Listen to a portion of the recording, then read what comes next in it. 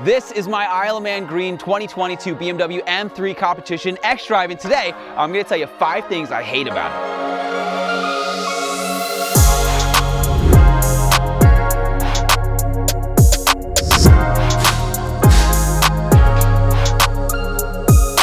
Hey, this is Bryan. Thanks for watching Kies Motorsports. If you like our videos, give us a thumbs up, make sure to subscribe, and check us out at KiesMotorsports.com. This is my 2022 G80 M3 xDrive, and it is the best car that I've ever owned. We're gonna have videos on that coming up. But in today's video, we want to focus on 5 things that we hate about the G80 M3 competition. Number 1, and probably the most obvious thing, are these welds. I mean, who welded this? An 8-year-old? It looks like toothpaste. Over here on the F80, it has this beautiful carbon fiber strut brace, but no, they chose an 8-year-old's welds for this.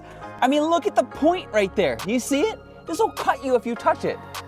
And look, all of them, they're terrible. Every single one. It's almost like they JB welded it. Number 2, BMW finally put a button in where you can control the exhaust just like the Audi R8. But it sucks. So right now, everything is closed. Let's give it some revs. Now I'm gonna press the button so you can hear the difference. The light's on, indicating that the flaps are open, and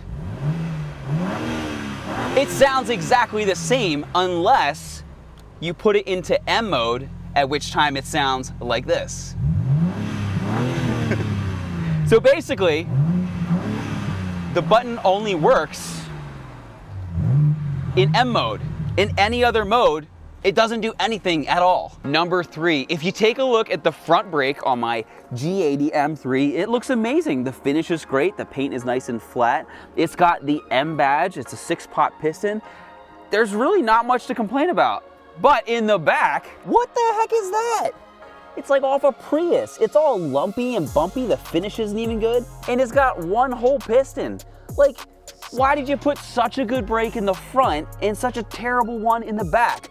Now, part of the answer is they say that it has to do with the electronic parking brake, but really, you couldn't do better than that. Number 4, if you have OCD, you may want to turn away. If you take a look at the alignment of my trunk lip, and I put my finger right there towards the end, it kind of lines up with the end, and I can still see all of this gasket. Let's take that same finger and do the same thing on the other side. It's like a 1/4 inch off. My finger completely covers the gap and goes onto the other side of the car. So basically, the entire spoiler is shifted over to the left. Now, for those of you with OCD and you want something else, I'm gonna give you something else. You're driving down the road in your G80 M3, and as you're on your long drive back from South Carolina or wherever you went, you realize that your paddle shifters kind of feel different on the back, which is weird because you spent $1,000 on upgraded trim.